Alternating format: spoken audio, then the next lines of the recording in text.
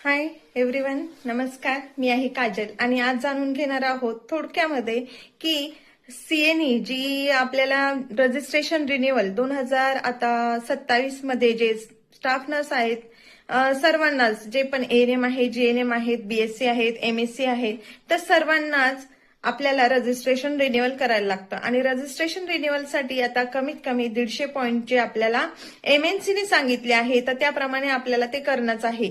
पण ज्यांचं पण आता एएनएम झालेलं आहे, रिसेंटली जीएनएम झालेला आहे, किंवा एमएससी, पीबीबीएससी अशा प्रकारेच कोणता पण कोर्स जर 2022 नंतर तुमचा झालेला असेल, तर त्यांना यामध्ये शिथिलता देण्यात आहे.